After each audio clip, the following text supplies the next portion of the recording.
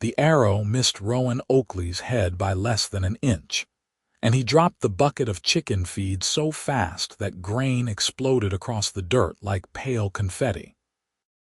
His heart hammered as he spun toward the tree line, hands already reaching for the hunting knife at his belt, though he knew it would be useless against whoever had just tried to kill him. The second arrow never came. Instead, there was a crash in the underbrush, a muffled curse in a guttural language he recognized from his soldier days, and then silence so complete it made his ears ring. Rowan stood frozen in his farmyard for what felt like an eternity, watching the trees sway in the evening breeze. The sun sat low on the horizon, painting everything in shades of amber and rust. His chickens, disturbed by the commotion, clucked nervously from their coop. Nothing else moved. Slowly, deliberately, he backed toward his cottage, never taking his eyes off that wall of pine and oak that marked where his cleared land met the wilderness. His farm sat on the frontier, a 3-hour ride from the nearest village, which made it peaceful most days and potentially deadly on others. The war with the orc clans had officially ended 2 years ago, but everyone knew that meant little out here on the border. Raiding parties still crossed into human territory. Rogue bands attacked travelers, and now someone had just shot at him on his own land. Rowan made it inside his cottage and barred the door, then moved to the window where he kept his old military bow. His hands shook slightly as he strung it. He had not wanted to touch this weapon again after he left the army, had sworn he was done with violence when he bought this plot of land and started over. So much for that. He watched from the window as darkness crept across his farm. The arrow still jutted from the wooden post near where he had been standing, its black fletching visible even in the fading light. Orc craftsmanship. He would recognize it anywhere. But why only one arrow? If it was a raiding party, they would have rushed him after the first shot missed. If it was an assassin, there would have been a second, third, fourth arrow until one found its mark. This felt wrong, and Rowan had learned during his 5 years as a soldier to trust when something felt wrong. Night fell completely, and still nothing happened. He lit no candles, made no fire, just sat in the darkness with his bow across his knees and waited. His cottage was small but solid, built with his own hands from timber he had cut and stones he had hauled from the creek bed. One main room with a cooking hearth, a table he had made himself, 2 chairs and a bed in the corner. Not much, but it was his, earned with sweat and calluses instead of blood and screams. He preferred it that way. Around midnight he heard it. A soft sound, barely audible, coming from near his barn, not the heavy tread of a raider or the stealthy approach of a warrior. This sounded uncertain, halting. Rowan eased the window open just enough to peer out. The moon had risen nearly full, and it cast everything in silver light. At first he saw nothing. Then movement caught his eye, a shape separating itself from the shadow of the barn. His breath caught. It was an orc, but not like any raider he had encountered during the war. This one moved with a limp, favoring their left side badly. They wore the dark leathers of an orc scout, but the armor hung loose, and even from this distance Rowan could see tears in the material. The figure stumbled, caught themselves against the barn wall, then slid down to sit in the dirt. From the build and the way the scout armor fit, he realized with a start that it was female. She sat there for a long moment, head bowed, and did not move. Rowan's mind raced. An orc scout, alone and injured, hiding on his farm. She must be the one who shot at him, but why had she missed? Orc scouts were legendary for their accuracy. And why was she alone? They always traveled in pairs at minimum. He should put an arrow through her right now while she was vulnerable, end the threat. His fingers tightened on his bow. She tilted her head back against the barn wall, and moonlight illuminated her face. She looked young, probably no older than 20, with the green skin and small tusks characteristic of her people. Her eyes were closed and her expression twisted in obvious pain. Rowan lowered his bow slowly. He thought of the war, of the things he had done and seen. He thought of why he had left the army, why he had come out here to the middle of nowhere to plant crops and raise chickens. He thought of the man he was trying to become versus the man he had been. Then he muttered a curse his mother would have slapped him for and set the bow aside. He unbarred the door as quietly as he could and stepped out into the night. The orc scout did not notice him at first, which told him exactly how badly hurt she was. Any scout worth their leather would have heard him coming. When he was about 10 feet away, her eyes snapped open and she tried to surge to her feet, but her injured leg gave out and she collapsed back with a hiss of pain. Her hand went to her belt where a knife should have been, but the sheath was empty. "Easy," Rowan said, keeping his voice low and calm like he would with a spooked horse. "I am not going to hurt you." She stared at him with eyes that reflected the moonlight like a cat's, amber and gold and absolutely terrified. "Stay back, human," she growled, but there was no strength behind the threat. Up close he could see she was in terrible shape. Blood soaked her left side, dark and wet. Her face was too pale even accounting for the moonlight, and sweat beaded on her forehead despite the cool night air. "You are bleeding out," Rowan observed. "How long have you been hiding on my property?" "Since noon," she admitted through gritted teeth, then seemed angry with herself for answering. "I will be gone by morning, just leave me alone." "You will be dead by morning if that wound is not treated," Rowan corrected. He took a careful step closer. She tensed but did not try to run. Could not run, he suspected. "What happened to you?" the scout laughed, a bitter sound that ended in a cough.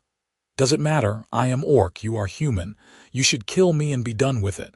That is what your kind does." Despite her words, her hand moved unconsciously to press against her wounded side, as if she could hold her life in through sheer will. Rowan studied her for a long moment. She studied him back, waiting for the blow or the arrow or whatever end he chose to deliver.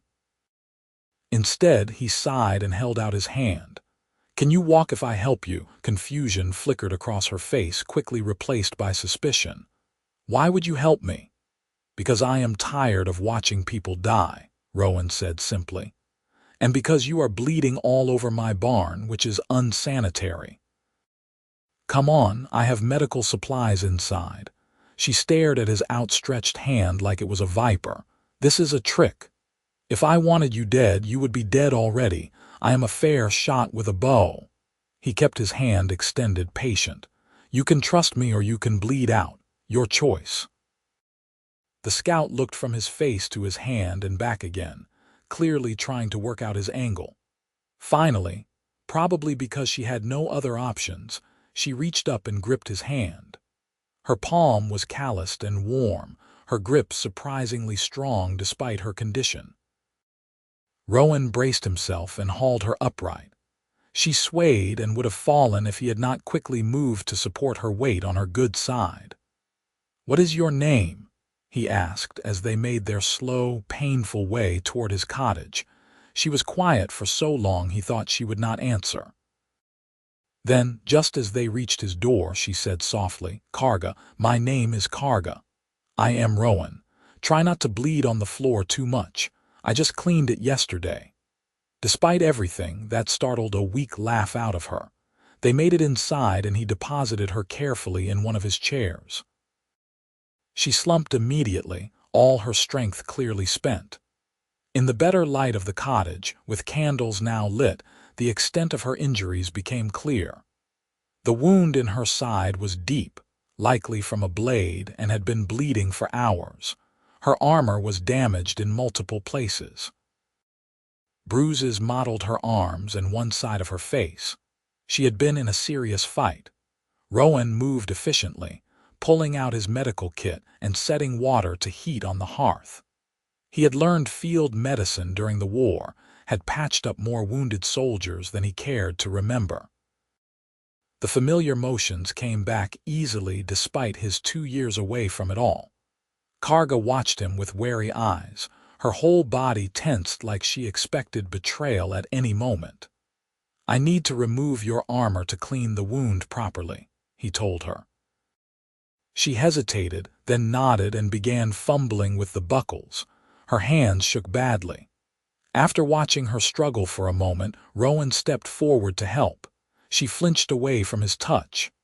"I know this is not comfortable," he said quietly, "but I cannot help you if you do not let me near you." "I promise I mean you no harm."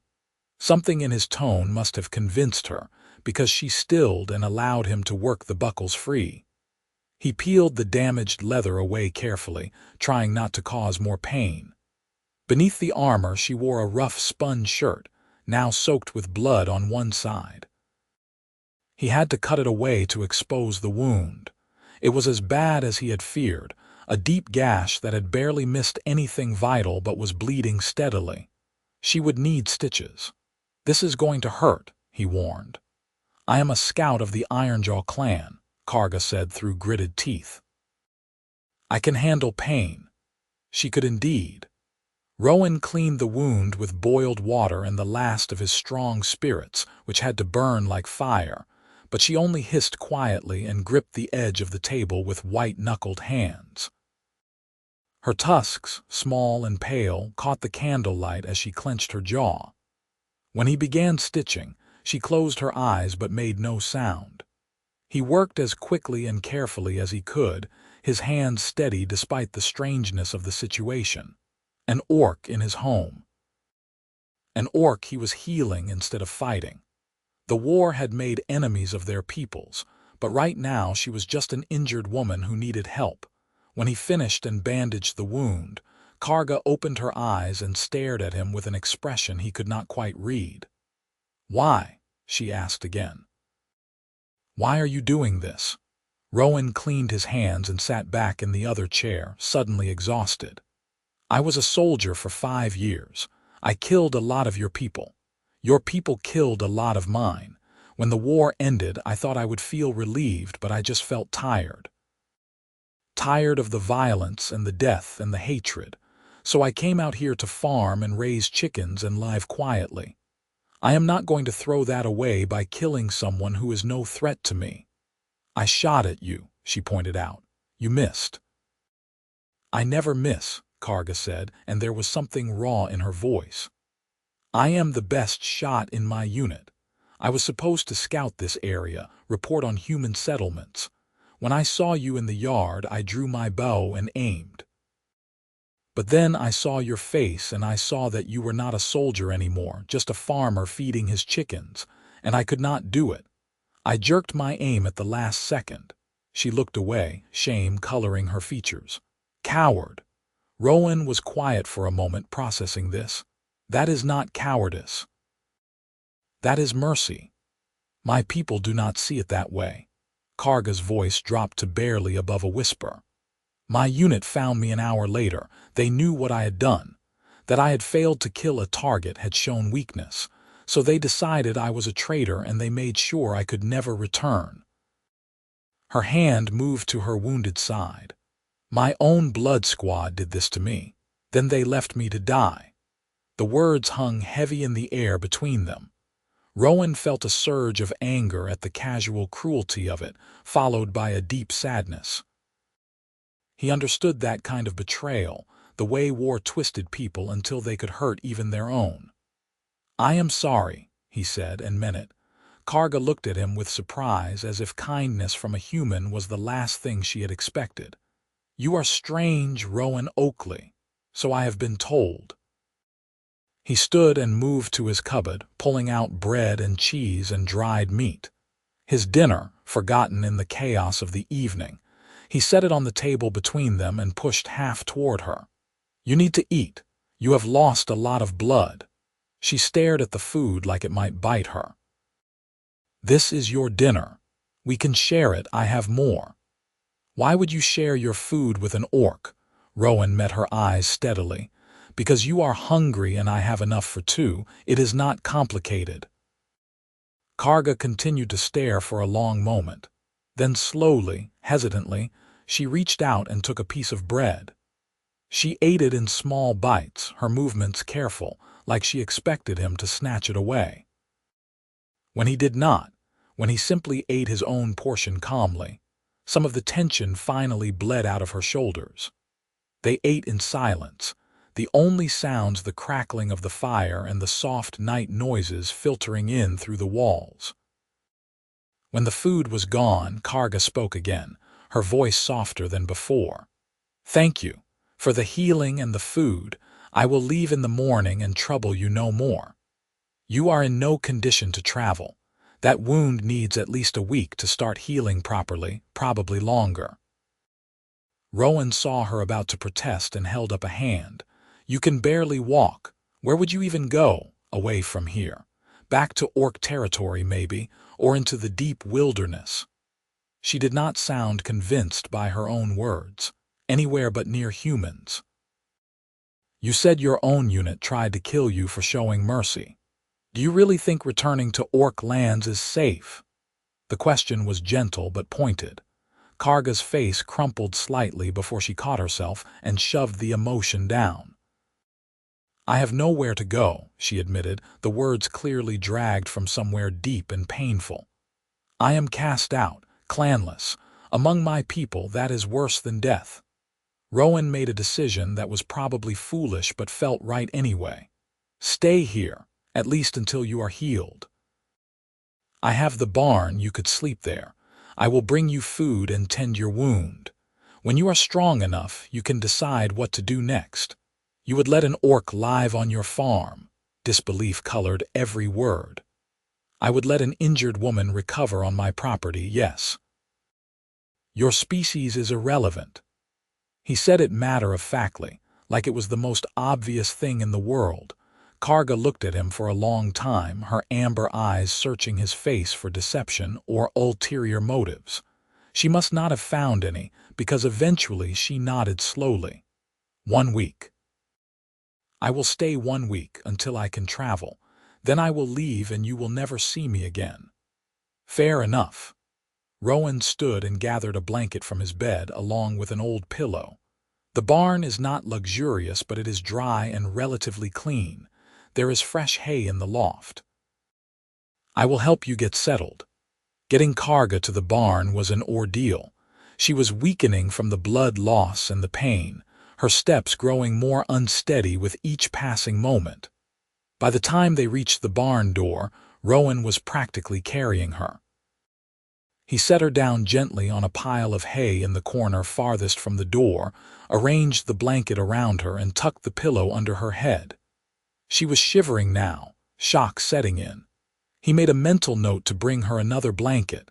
"Sleep," he told her. "Your body needs rest to heal. I will check on you in the morning." Karga's eyes were already drifting closed. "Rowan," she murmured. "Yes. You are either the kindest man I have ever met or the most foolish." He smiled slightly. "Probably both." She might have smiled back just a little before sleep claimed her. Rowan stood there for a moment, watching her breathe, trying to understand what he had just gotten himself into. Then he returned to his cottage, barred the door, and lay awake in his bed for a long time, listening to the night. Morning came gray and drizzly, the kind of spring rain that was more mist than water but still managed to soak everything. Rowan went about his usual routine with half his attention on the barn. He fed his chickens, collected their eggs, milked his 2 goats, and checked the vegetable garden for weeds. All normal, peaceful tasks that helped center him.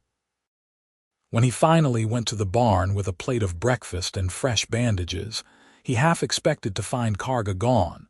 Certain in the daylight she would have decided to take her chances elsewhere. She was still there, awake and sitting up, though she looked pale and drawn. Her eyes tracked him as he entered but held less wariness than the night before. "Progress," he supposed. "How do you feel?" he asked, setting the plate down beside her. Like I was stabbed and left to die, she replied dryly, but accepted the food. Eggs and bread and a portion of goat cheese. She ate slowly, savoring each bite. This is good. I am a decent cook. You learn to be when you live alone. He waited until she finished eating before gesturing to her bandage. I need to check the wound, make sure there is no infection starting. She tensed but nodded and allowed him to unwrap the bandage.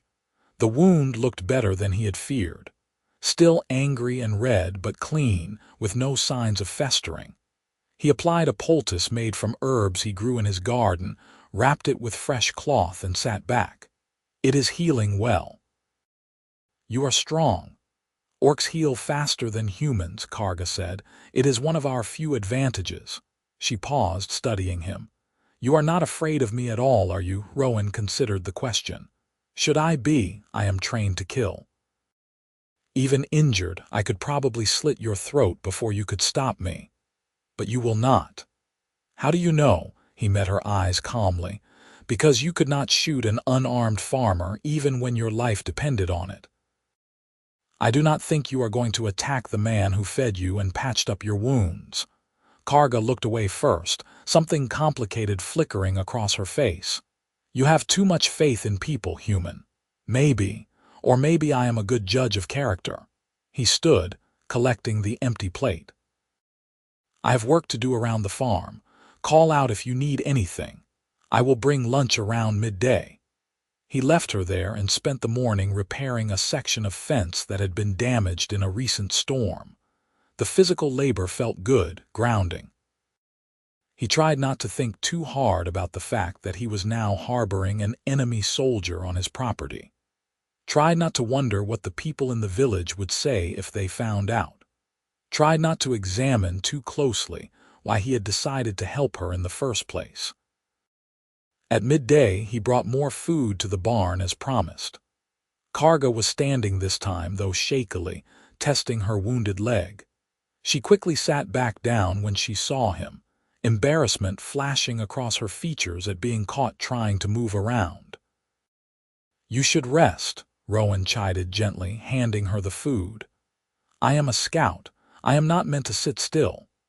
But she ate the stew he had brought, mopping up every drop with bread. Over the next few days, a routine developed. Rowan would bring food 3 times a day and check her wound morning and evening. Karga would eat and accept his ministrations with gradually decreasing suspicion. They spoke little at first, their conversations limited to practical matters of her recovery.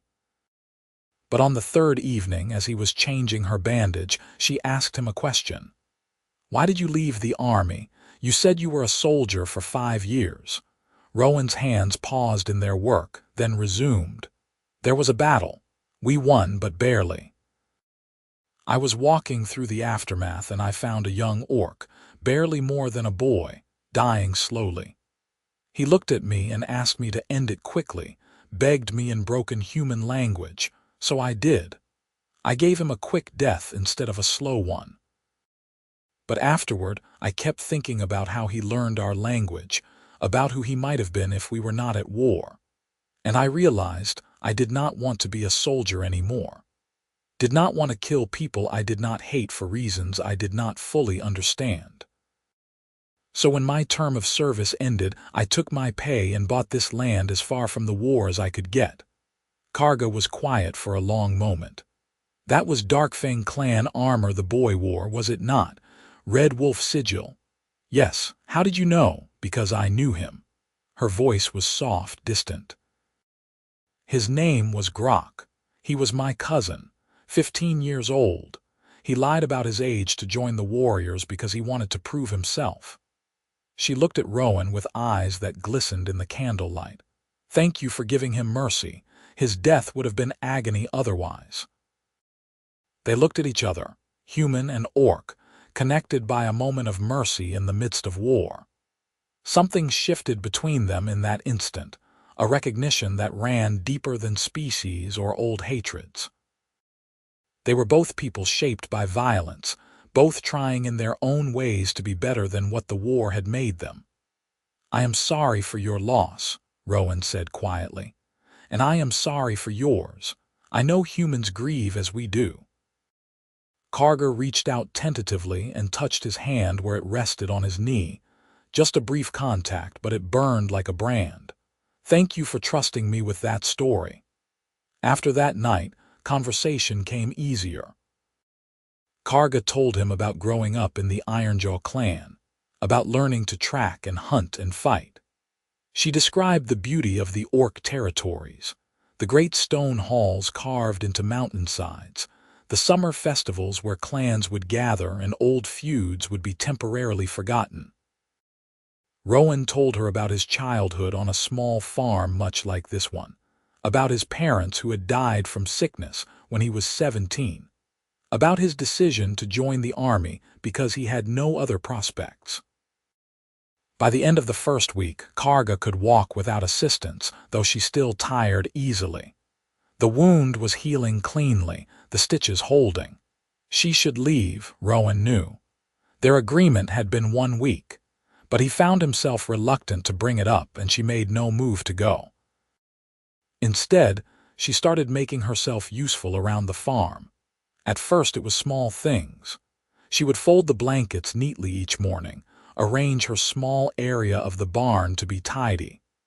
Then Rowan came out one morning to find she had already fed the chickens and collected the eggs.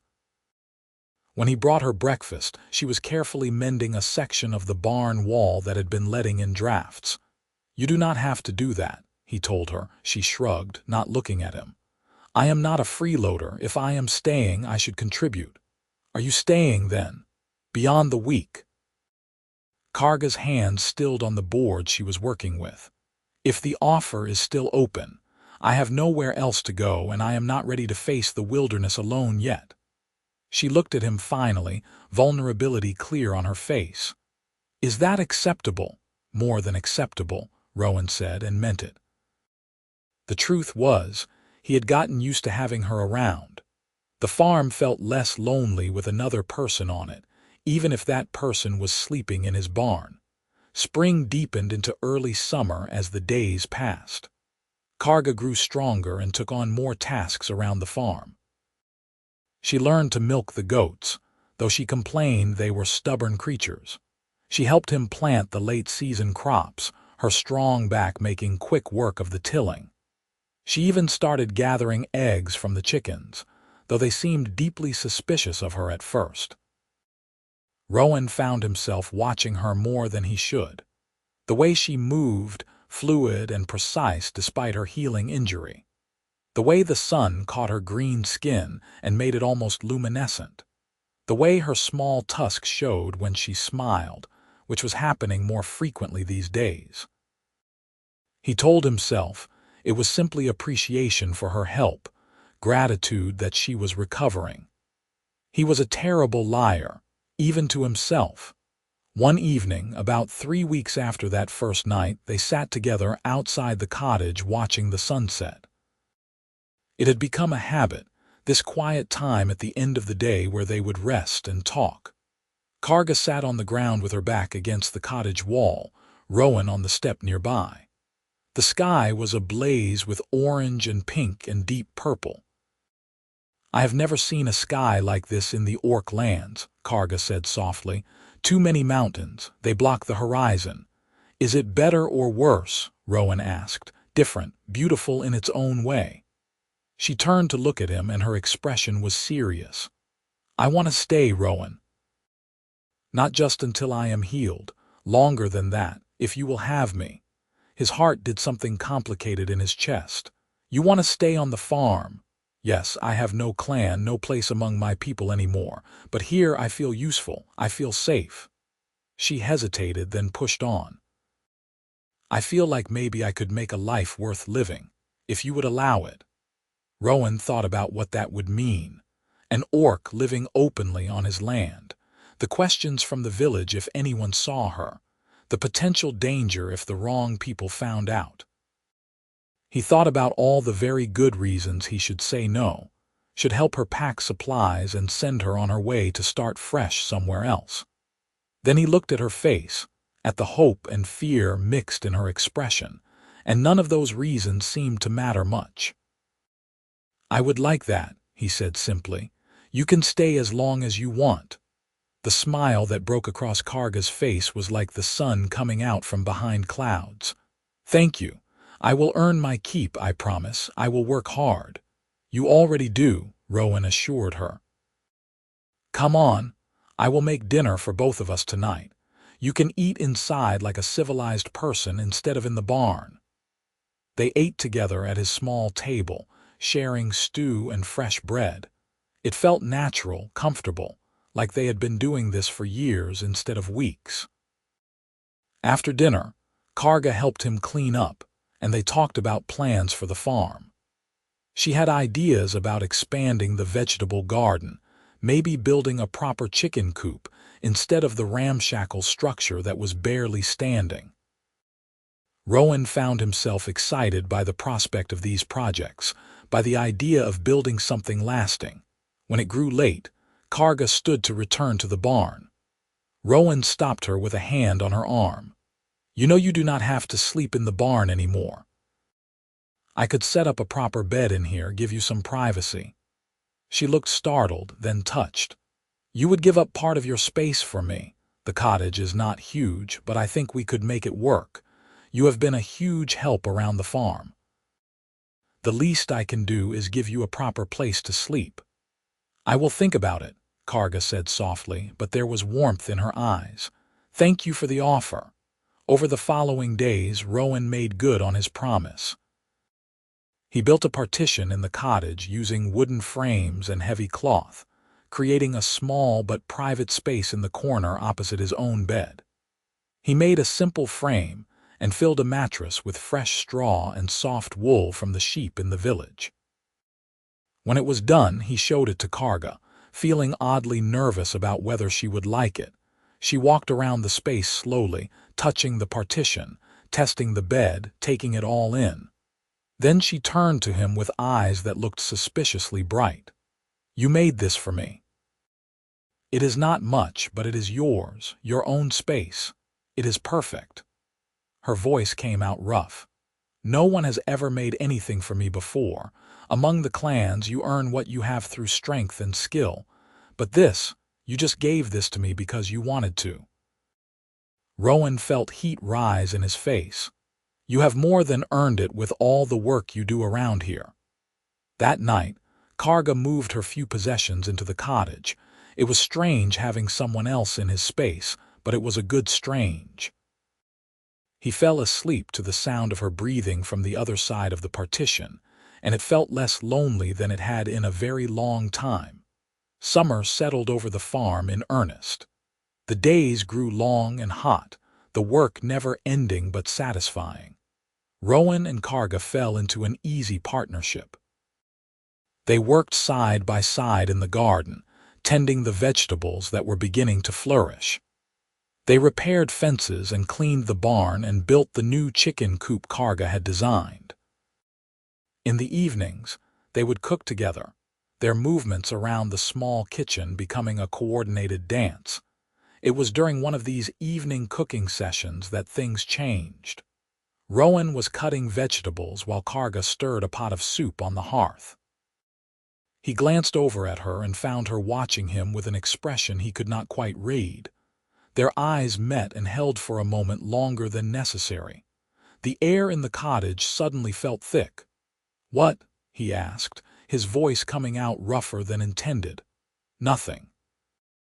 I was just thinking how strange this all is. A few months ago, I would have killed you without hesitation if ordered to. Now I cannot imagine my life without you in it." She said it casually, but there was weight behind the words. Rowan set down his knife carefully. "I feel the same way. Do you?" Karga turned to face him fully. "Because I need to know if I am imagining things.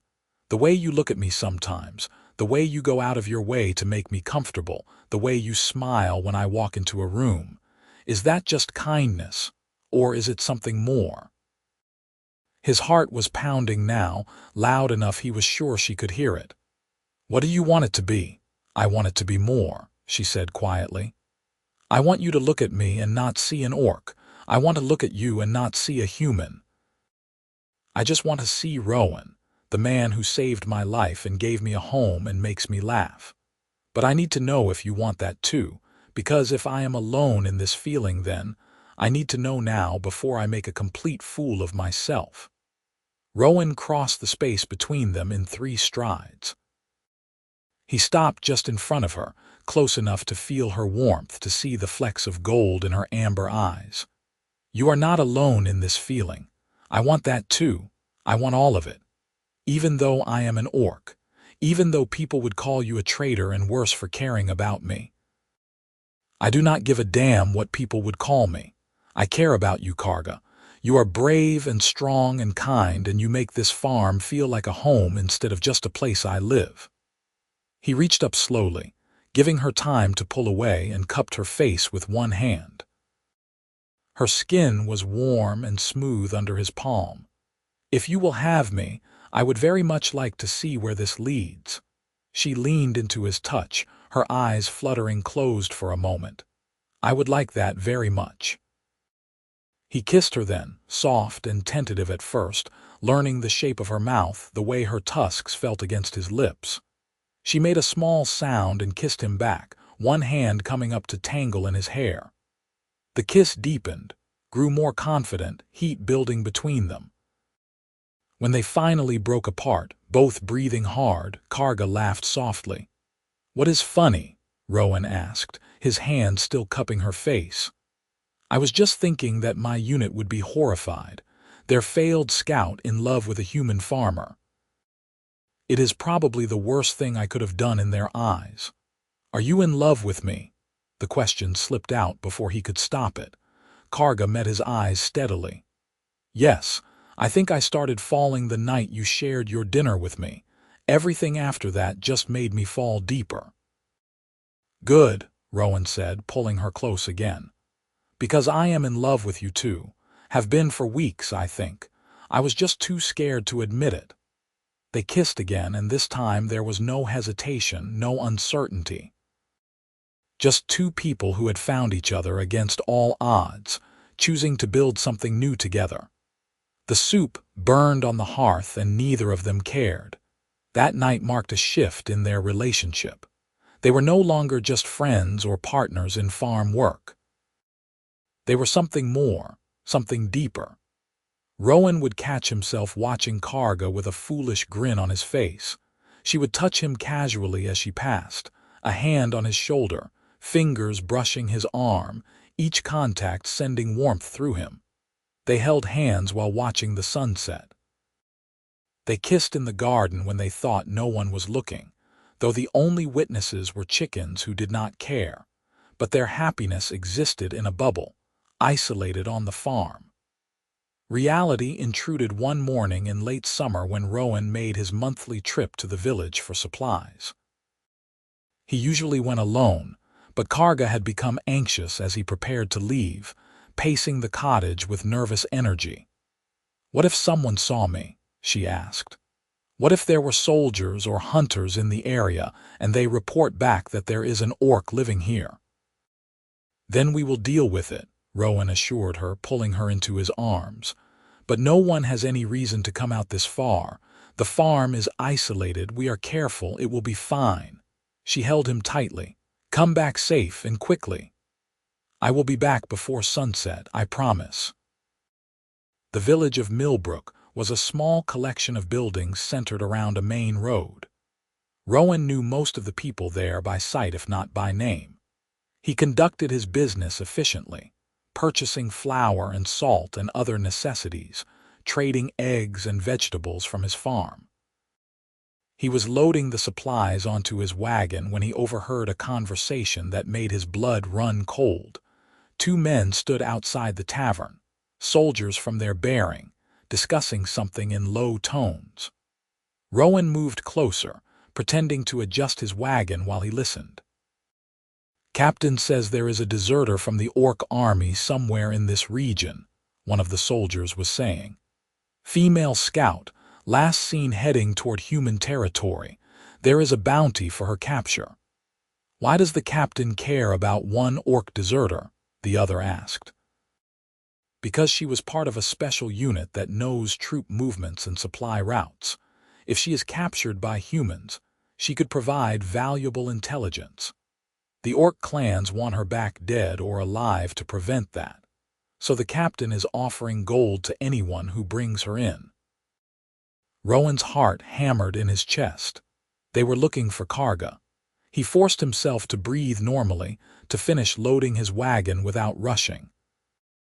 When he was done, he climbed onto the bench and guided his horse out of the village at a normal pace, even though every instinct screamed at him to whip the horse into a gallop. As soon as he was out of sight of the village, he did exactly that. The wagon bounced dangerously over the rough road, supplies shifting and clattering. The sun was sinking toward the horizon, shadows growing long across the fields. He had to get home, had to warn Karga. They needed a plan. He saw the smoke before he reached the farm, a dark column rising into the evening sky. His stomach dropped. No, no, no. He pushed the horse harder, taking the final turn at a speed that nearly sent the wagon tipping. His cottage came into view and his worst fears were confirmed.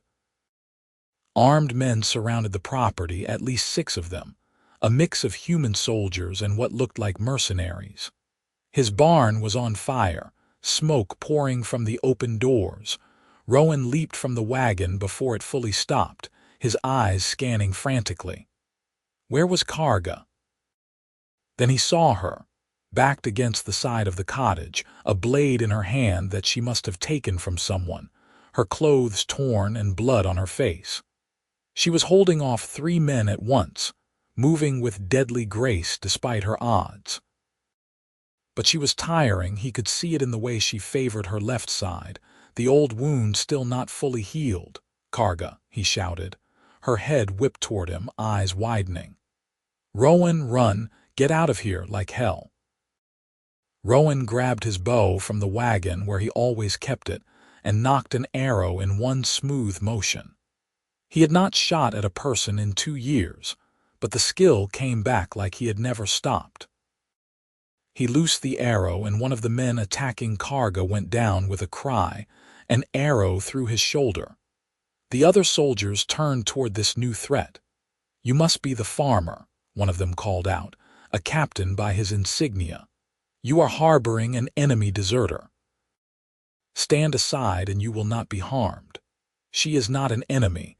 She is a woman living peacefully on my land, bothering no one." Rowan knocked another arrow, drawing the string back. "Leave now and no one else gets hurt." The captain laughed. "You are outnumbered 6-1, farmer. Be reasonable." 5-2, Rowan corrected. "And I was a soldier before I was a farmer. I know how to use this bow." "Rowan, please," Karga called out, her voice strained. "Do not do this. They will kill you." "Then we go down together," he replied, not taking his eyes off the soldiers. "I am not letting them take you." What happened next was chaos. The captain gave an order and his men rushed forward. Rowan loosed arrows as fast as he could, dropping 2 more soldiers before they reached him. Then it was close quarters and his bow was useless. He dropped it and drew his hunting knife, the blade pathetically small against swords, but it was all he had. He dodged the first swing, felt the second blade graze his arm in a line of fire. Karga fought like a demon, her blade flashing in the fading light. She took down one soldier with a vicious slash across the legs, sent another reeling with a headbutt that left him dazed. But there were too many. A blade caught her across the back and she stumbled. Rowan saw red. He launched himself at the soldier who had struck her, tackling him to the ground. They grappled in the dirt, Rowan fighting with the desperation of a man who had everything to lose. He got his knife up and drove it home, felt the terrible resistance of flesh, and then the horrible ease as the blade sank deep. The soldier went still beneath him. Rowan rolled off, gasping, blood on his hands, movement to his left. He turned just in time to see the captain raising a sword aimed at his head. No time to dodge.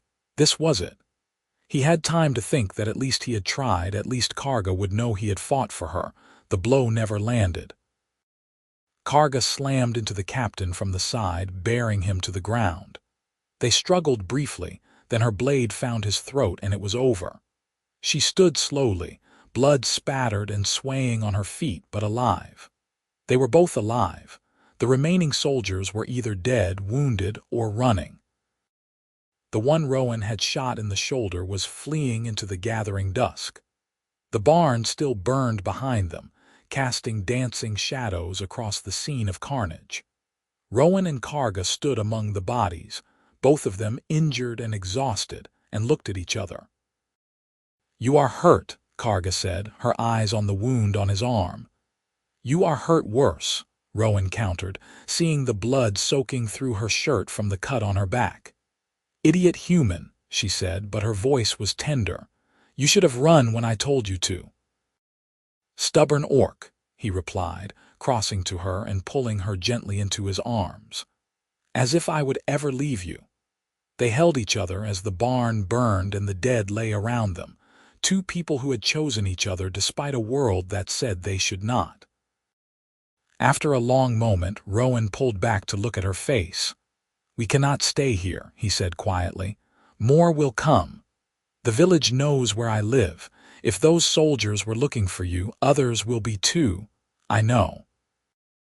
Karga looked around at the farm they had built together, and grief was clear on her face. "I am sorry. This is my fault. You lost everything because of me.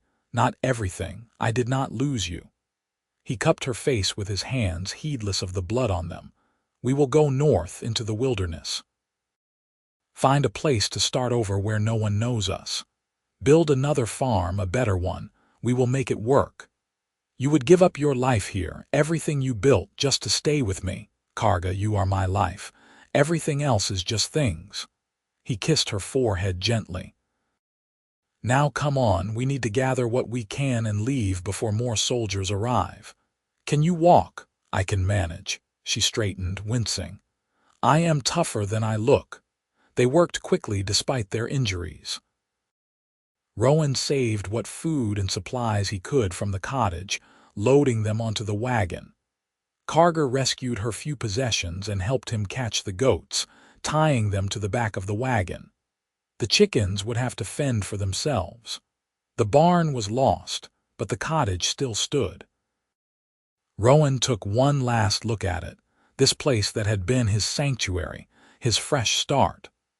Now it was just another thing the war had taken from him, even if the war was supposed to be over. They left as full darkness fell, the wagon creaking under their supplies, heading north toward the mountains and the deep wilderness beyond. Behind them, the barn burned down to embers and ash. Neither of them looked back. The first few days were hard. They traveled mostly at night to avoid patrols, sleeping during the day in whatever cover they could find. Rowan's arm wound became infected and fever set in. Karga tended him with herbs she gathered from the forest, her knowledge of wilderness medicine keeping him alive. When the fever finally broke, he was weak as a kitten, but she supported him and kept them moving north. They crossed into the frontier wilderness, that vast stretch of unclaimed land between human and orc territories where few people ventured. The terrain grew rough, all steep hills and dense forest. The wagon had to be abandoned eventually, the ground too uneven. They loaded what they could onto their backs and onto the goats and continued on foot. "Where are we going?" Rowan asked one evening as they made camp by a stream. "There is a place," Karga said quietly, "deep in the wilderness where the mountains form a valley. My people used to use it as a meeting ground centuries ago before the clan split. It has been abandoned for generations, but the land is good. Water, game, soil for planting. If we can reach it, we could build a life there." "How far?"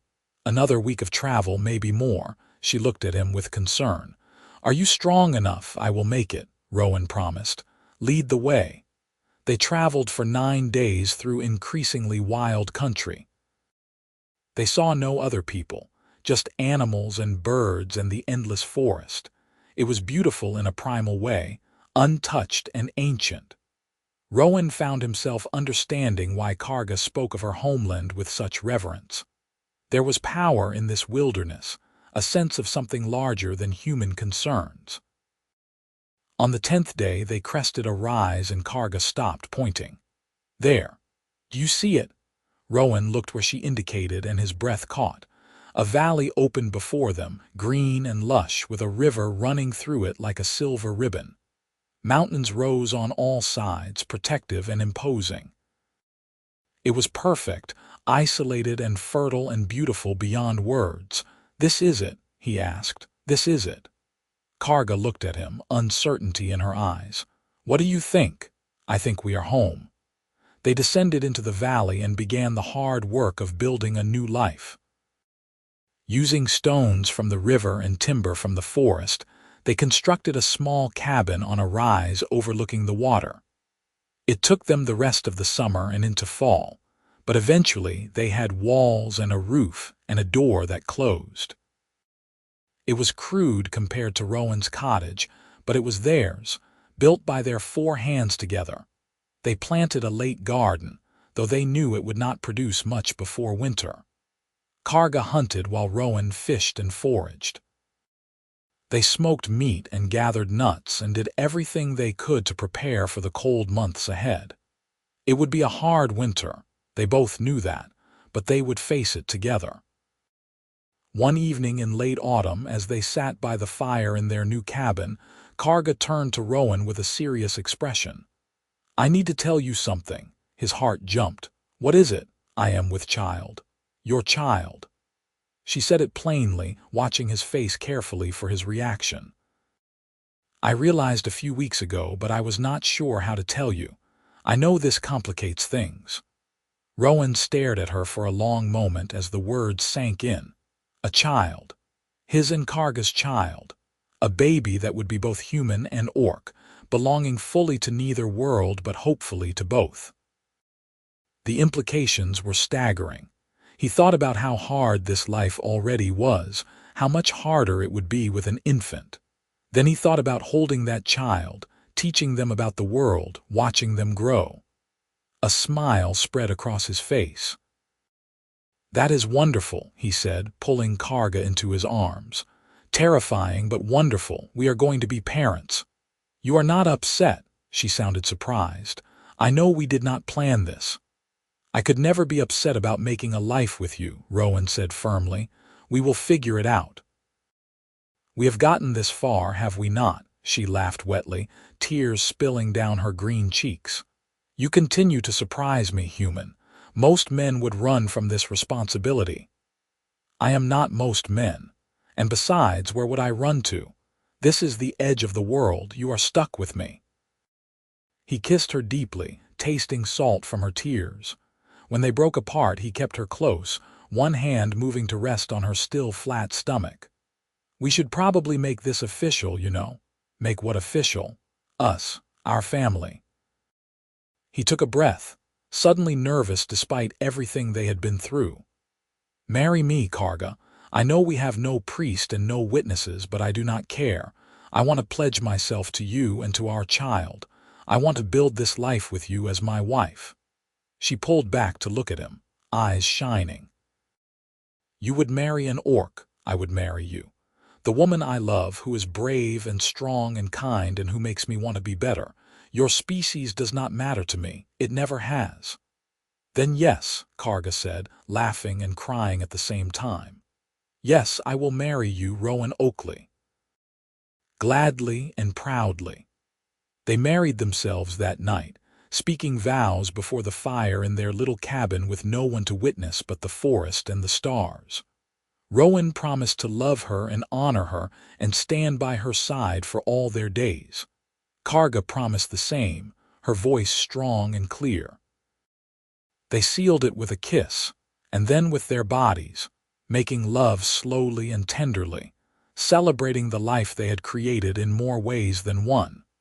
Winter came hard and cold, but their cabin held against the snow and wind. They stayed warm by the fire, surviving on their stores and what game Rowan could trap near the cabin. Karga's belly grew, and Rowan found himself constantly in awe of the miracle happening inside her. He would talk to the baby, telling stories and singing songs his mother had taught him. Karga would laugh and call him ridiculous, but her eyes were always soft when she watched him do it. Spring arrived late, the snow finally melting to reveal the valley reborn in green. Karga was huge now, the baby due any day. Rowan hovered anxiously, making sure she did not overexert herself, driving her slightly mad with his concern. She bore it with patience, understanding his fear even if she found it excessive. The baby came on a warm spring night when the air smelled of flowers and new growth. Rowan had never been so terrified in his life, not in any battle or fight. But Karga was strong, stronger than anyone he had ever known. She labored through the night with grit and determination, and when dawn broke, their child entered the world with a lusty cry. A girl. They had a daughter. Rowan held her for the first time with shaking hands, this tiny perfect creature who was part him and part Karga. She had her mother's green skin, softer and paler than an adult's, and her father's brown eyes. Tiny tusks were just visible in her gums, and her ears came to delicate points. She was beautiful, absolutely beautiful, and Rowan felt his heart crack open with love so fierce it almost hurt. "What should we name her?" he asked, unable to look away from his daughter's face. Karga, exhausted but radiant, reached out to touch their baby's soft cheek. "In my culture, we name children for the hope we have for them. I would like to name her Sala. It means peace." "Sala," Rowan repeated softly. "Sala Oakley. It is perfect. She is perfect." They spent the rest of that spring and into summer learning to be parents. It was exhausting and wonderful and terrifying all at once. Sala was a good baby, curious and alert, her eyes tracking everything. She had Karga's fierce spirit and Rowan's easy smile. Watching her grow, even in those first few months, filled Rowan with a sense of purpose he had never known before. As Sala grew, so did their farm. They expanded the garden, built a proper coop, and brought in chickens they trapped wild from the forest. Rowan carved toys for Sala, little wooden animals that she would clutch in her tiny fists. Karga sang to her in the orc language, old songs about heroes and honor and the beauty of the mountains. She was growing up with the best of both cultures, belonging to both and neither. One evening, when Sala was nearly 6 months old, they sat outside their cabin watching her roll around on a blanket, babbling to herself. The sun was setting, painting the valley in shades of gold and rose. Rowan looked at his wife and daughter at the home they had built and felt a contentment so deep it was almost overwhelming. "Do you ever regret it?" he asked Karga quietly. "Leaving your people, being cast out, living out here away from everyone?" She considered the question seriously before answering. "Sometimes I miss aspects of clan life. The communal meals, the fighting circles, the stories around the fire. But regret? Never. I chose my path when I could not bring myself to kill you. Everything that came after was the consequence of that choice, and I would make it again in a heartbeat. This life, with you and Sala, is worth more than any honor I might have had among the clans." "I feel the same," Rowan said. "I lost my farm and my peaceful life, but I gained everything that truly matters. We are a strange little family," Karga observed with a smile. "Human father, orc mother, half-breed daughter, living in the middle of nowhere." "The best kind of family," Rowan corrected, leaning over to kiss her. Sala made a happy gurgling sound as if agreeing with him. They stayed in that valley, raising Sala and building their farm over the years that followed. It was not always easy. There were harsh winters and crop failures and times when game was scarce. But they faced it all together, their bond only growing stronger. Sala grew into a bright, spirited child who had her mother's courage and her father's kindness. She learned to hunt and track from Karga, and to farm and fish from Rowan. She spoke both common tongue and the orc language fluently, moving between them with ease. When Sala was 5 years old, Rowan and Karga had a son, a boy they named Finn. He had his father's coloring but his mother's build, all sturdy strength even as a baby. Sala adored her little brother, watching over him with protective fierceness. Their little cabin felt almost too small with 4 of them, so they built an addition, expanding their home to fit their growing family. Years passed in a blur of seasons. Spring planting and summer tending and autumn harvest and winter huddling by the fire. Sala grew tall and strong, Finn grew clever and curious. They were good children, happy despite their isolation, content with the love of their parents and each other. Sometimes traders would pass through the wilderness and stop at their farm. They would stare at the sight of human and orc living together, at the mixed children, but Rowan and Karga would stare back calmly until the traders looked away and conducted their business without comment. On Sala's 10th birthday, Karga took her aside and told her the story of how she and Rowan met. How she had been sent to spy and kill, how she could not bring herself to do it, how her own people had cast her out. How Rowan had shown her mercy and kindness when he had every reason to show her neither. Sala listened with wide eyes, and when the story was done, she threw her arms around her mother. "I am glad you could not shoot him," she said fiercely. "I am glad you chose us." "So am I, little one," Karga whispered, holding her daughter close. "So am I." More years passed. Sala became a young woman, tall and capable, with her mother's skill with a bow and her father's way with growing things. Finn grew into a thoughtful boy who loved books and learning, teaching himself to read from the few texts traders had brought them. They were happy, all 4 of them, in their valley at the edge of the world. One spring, when Sala was 15 and Finn was 10, a group of travelers arrived at their farm. Not traders this time, but refugees. A mixed group of humans and orcs, fleeing persecution in the lands below. The war had officially ended years ago, but prejudice and violence continued.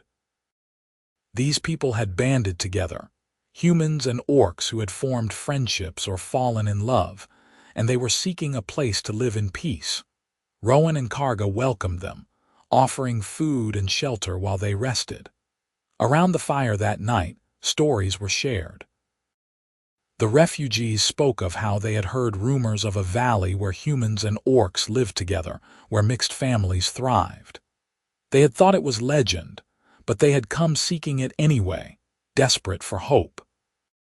"You started something here," one of the refugees, a human woman married to an orc man, told them. "You proved it was possible, that we do not have to let old hatreds define us, that love can cross any divide." Rowan looked at Karga across the fire, saw his own thoughts reflected in her eyes. They had never meant to start anything. They had just been trying to survive, to build a life together. But maybe that was exactly what the world needed. Not grand gestures or treaties, but individual people choosing kindness over hatred, love over fear. "Stay," Karga said suddenly. "Stay here in the valley. There is room for more farms, more families. We can build a real community, a place where people like us can live without fear." The refugees looked at each other, hope kindling in their eyes. "You would let us stay, share this place?" "We do not own this land," Rowan said. "It belongs to all of us or to none of us. But yes, stay. Build your lives here. Let us show the world that a different way is possible." And so they did. More families came over the months and years that followed. Humans and orcs, and those like Sala and Finn who were both and neither. They built farms and homes, working together, creating a community unlike any other. They called it Peacevale in honor of little Sala, who had been the first child born in the valley. Sala grew up and fell in love with a young orc man whose family had come when he was just a boy. They married in a ceremony that blended human and orc traditions, with Rowan and Karga looking on with pride. Finn became a teacher, educating the children of Peacevale in both human and orc history and culture, determined that the next generation would know and honor both sides of their heritage. Rowan and Karga grew older together, their hair graying, their movements slower but no less purposeful. They would sit on the porch of their expanded cabin, watching the community they had accidentally founded going about its business, and marvel at what had grown from one act of mercy, one shared dinner. "We did well," Karga would say, her hand in Rowan's, tusks gleaming in the sunlight. "We did," Rowan would agree, squeezing her hand gently. "We did very well indeed." On quiet evenings, they would tell their grandchildren the story of how it all began, how an orc scout was sent to spy on a farm, how she could not bring herself to kill the farmer she found there, how he shared his dinner with her instead of turning her away, how that one choice, that single moment of compassion and connection, had changed everything. The children would listen with rapt attention, already knowing the story by heart, but loving to hear it anyway. It was their origin story, the foundation of the world they knew. A world where love mattered more than species, where kindness was stronger than hatred, where peace was always possible if people were brave enough to choose it. And in that valley at the edge of the world, surrounded by family and community, Rowan and Karga lived out their days in contentment. They had faced prejudice and violence, had lost much and risked everything. But they had also found each other, had built a life and a family and a legacy that would outlast them both. Sometimes at night, Rowan would wake to find Karga watching him in the darkness, her eyes soft. "What are you thinking about?" he would ask. "That I am the luckiest orc alive," she would reply. "That deserting my army and stumbling onto your farm was the best mistake I ever made." "Not a mistake," Rowan would correct, pulling her close. "Fate, destiny, whatever you want to call it, we were always meant to find each other." "You believe in that. Destiny, I believe in us. That is enough." And it was, more than enough. As they drifted back to sleep in each other's arms, in the home they had built, in the valley they had settled, in the peace they had created, both of them knew the truth. Love had been stronger than war, compassion more powerful than hatred, and two people brave enough to choose each other had changed the world. Years turned to decades. Peacevale grew into a thriving community, a beacon of hope in a world still learning to let go of old prejudices. The story of Rowan and Karga, the farmer and the scout, became legend. But to those who knew them, they were simply two people who had loved each other against all odds, and who had built something beautiful from that love. When Rowan was old, his body finally failing after a long and full life, Karga held his hand as he slipped away. Their children and grandchildren surrounded them, 3 generations of proof that love could cross any divide. Rowan's last words were her name, spoken with all the love and gratitude of a life well lived. Karga followed him 2 years later, finally allowing herself to rest. They were buried side by side on a hill overlooking the valley, their graves marked with simple stones. Human and orc, farmer and scout, together for eternity. But their legacy lived on in Peacevale, in every mixed family, every friendship that crossed species lines, every child who grew up knowing that the color of someone's skin or the shape of their ears did not define their worth. The community thrived for generations, a testament to what was possible when people chose love over fear. And sometimes, on quiet spring evenings when the air smelled of new growth and hope, the people of Peacevale would gather and tell the story. The story of how it all began with an arrow that deliberately missed, a dinner shared between strangers, and two people brave enough to believe in something better. It was a story about courage and compassion, about the transformative power of kindness, about how one moment of mercy could change the world. It was their story. Rowan and Karga's story. The farmer and the scout who had deserted her army after he shared his dinner, and in doing so, had found not just love, but hope for a future worth building.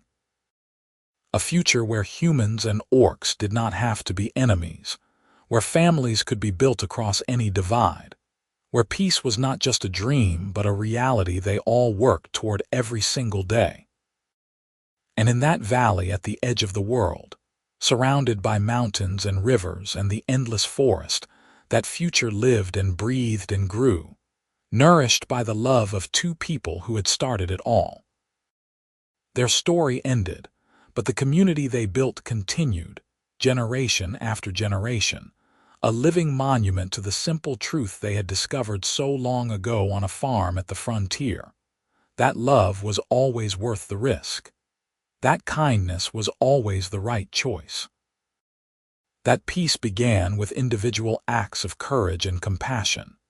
And that sometimes, the most revolutionary thing you could do was simply share your dinner with someone the world told you to hate. That was the legacy of Rowan Oakley and Karga of Ironjaw clan. Not just a love story, though it was certainly that, but also a blueprint for a better world, one meal, one moment of mercy, one choice at a time. And in Peacevale, in the valley they had claimed as home, that better world was not just possible, it was real.